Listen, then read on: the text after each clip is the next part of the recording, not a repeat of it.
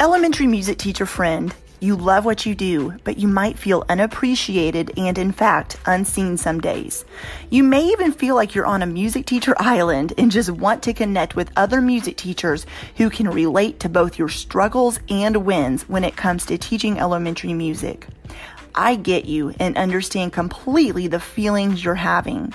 That's why each and every week, the Elementary Music Teacher Podcast will provide you with solo and guest episodes that will help you realize you're not alone in your music teaching journey. Throughout each episode, my goal is for you to be able to walk away with actionable steps and ideas to help you feel like you're ready to take on the new week with whatever challenges may be thrown your way. Hi, I'm your host, Jessica Peresta, and I'm so glad you're here. Whether you're at home, in your car, in the shower, or wherever else you're listening, grab your cup of coffee or whatever other beverage is nearby and listen in to the Elementary Music Teacher Podcast. I'm Matthew Woods, host of Leading Out of the Woods, a part of the Education Podcast Network, just like the show you're listening to now. Shows on the network are individually owned, and opinions expressed may not reflect others. Find other interesting education podcasts at edupodcastnetwork.com.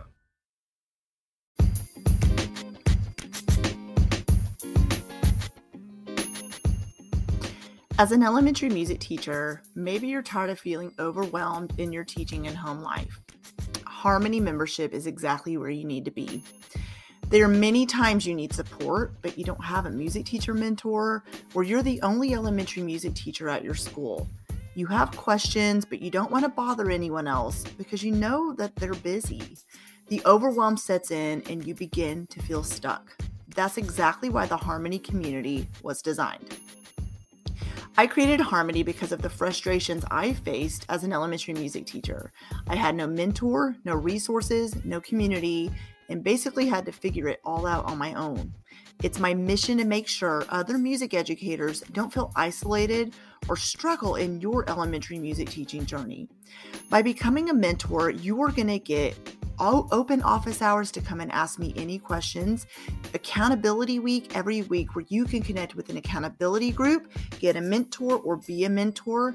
You get lesson plan packs, entire lesson plans done for the entire school year for K to 5th grade that are editable, that have resources that you can also use to plan with and to use with your students. And there are also ways to modify the lesson plans for virtual and a la carte teaching. You also get monthly lesson planning sessions where you get to come together with other members to plan out your lessons for the next month. And you get accountability calls where you get to come and talk about any of your struggles and wins you're facing with other members that are there to give you support. You get mindset sessions with me where I'm going to talk about anything you might be facing in your work or home life. And those lesson plan packs I mentioned earlier also have a section in each and every one of them that talk about classroom management and mindset struggles that pertain to that particular month of the school year. When you join, you're going to see a Start Here section that guides you exactly what to do so you don't feel overwhelmed as this membership site is entering its 4th school year. Then you're going to see something called a success path. You identify where you're at and follow the action steps that will take you from feeling overwhelmed to confident. The different stages of the success path include learning, which is where you're going to focus on coping with stress. Stage 2 is growing. It helps you with classroom management and transitions in the music room. Stage 3 is planning and is going to help you with simplifying lesson planning and program planning. And stage 4 is implementing, which is all about what do you do now, and it helps you with continuing to move forward as a music teacher and also to implement technology into your lesson plans. There's so much more that you can learn inside the membership site that's going to help you move forward. Like I said, it's going into its 4th school year. So there is a whole section that's called teaching topics where you get to pick different topics based on what you need. And it will take you to different videos that have minute markers or guides or sections inside the membership to help you move forward so you don't don't feel stuck. So if you're ready to join us, go ahead and click on that link in the show notes and you can go ahead and go to the page to read all about Harmony, or just simply head to harmonymembership.teachable.com/P/Harmony Hub and you will be able to enroll and join us. I hope to see you in there and I cannot wait to get started. I am coming live today for our next bite-sized PD. Today I am talking about accountability, specifically what that looks like for elementary music teachers. What does it mean to be held accountable? What does it mean to hold others accountable? And what is accountability for that matter? Accountability. I want to start off by saying that accountability is, most of the time, you're the only music teacher in your building. And you aren't meant to teach elementary music alone, although a lot of times you are alone. You're the only one. And unfortunately, it is a lonely world. My light over here is dying. We're going to make it work. Oh, and my phone's falling. There we go. A lot of times you're the only one in your school building. And so you're just automatically made to feel lonely because when you're the only one and you don't have anyone else to collaborate with and anybody else to talk to and bounce ideas off of, it can feel lonely. But you're not meant to do it alone. When you don't have a community of other music teachers to support you, to encourage you, to bounce ideas off of, and to give you feedback, this is when, I've talked about this a lot, when you don't have others to hold you accountable, and you're not getting feedback, and you're not able to ask questions to others, and you're not able to get the support and share your struggles and wins, this is when your mind will start thinking thoughts like, I'm not good enough, I'm not doing a good enough job, I'm not lesson planning effectively, classroom management isn't going as well as it should, or whatever else, the thoughts you've been thinking. Those are when a lot of times those mindset things will start happening and you'll start really believing those thoughts. So here's a solution. Find another music teacher or a group of teachers to hold you accountable. What does that look like for you? We are all different people, right? I am a self-professed introvert. I know people are like, what? You're always going live and you have a podcast. That doesn't mean I'm extroverted. It means I love and I'm passionate about what I do, but I'm introverted. So for me, accountability sometimes means reaching out to people, getting advice, getting help. And other times I like to do things on my own. That's not always good because then I end up getting stuck in my own head about certain things. And I can tell that when it comes to work, when I'm not asking questions. So maybe you're like me, and if you're introverted and you're like, I don't really like to work with others, I want to just kind of do things on my own, there's nothing wrong with that. But accountability could be as simple as communicating through email, communicating through Messenger, whether it's Instagram or Facebook. It could be just being in a Facebook group and seeing what others are commenting and asking questions around and getting support that way because you're feeling supported. Maybe if you're extroverted, or you're one of those that's kind of an in-between extrovert and introvert, for you, accountability might look like hopping on a Zoom call with 2, 3, 4, 1 other music teacher, talking about your struggles and wins, sharing ideas. It might be you're looking for all the opportunities to meet up in person at different workshops and events, and you're communicating with other music teachers that way. Maybe you've set up your own accountability group with some music teachers that are in your district. Or maybe you're not in a district, but you, if you're at a private school or a charter school, but you have met other music teachers that you can collaborate with and share ideas with, and you guys decide how you want to meet up virtually or in person. So how it looks like for you is what it looks like for you. But I want you to find that person or group of other teachers to help you keep accountable. When those mindset issues come into play, and they will come into play, it's just normal, and we've talked about that in other bite-sized PDs, have that certain person or persons you can turn to for support. When we talked about negative thoughts creeping in during another PD session, a lot of the times when you're left to your own thoughts, and you have no one else to talk to about it, you're going to start believing you're not enough. And that's the second time I've mentioned this. So I really want you to hear me, okay? Because it's so true. I've been there. And that's when I am doing things on my own and I'm feeling lonely and I'm feeling like my mind is just swirling with thoughts and thoughts and thoughts. And I think to myself, when's the last time I have gotten a feedback about this thing I'm struggling with? When's the last time I have been able to jump on a call with a friend and asked her about this particular, or him about this situation? Your accountability is just so important. So action steps. Find another music teacher. Maybe you just write a name down off the top of your head. It could be someone you've never met in person. It could be someone you've met on Instagram, a Facebook group. It doesn't matter. Twitter. Find another music teacher, whether online or in person, that you can mentor or be accountable to. It's not accountability. Yes, it's getting feedback. It's getting advice. It's being able to collaborate, but it's also you being able to mentor other teachers, you being able to offer support and advice. When you have felt stuck and you feel like you're needing so much support, there are other music teachers. Maybe you're not in that place anymore, but now there's other music teachers that are in that place. So it's really neat when you can step up and send them a message and say, hey, I kind of heard you were struggling with this. I want to offer just a couple pieces of advice. So kind of be on the lookout for that.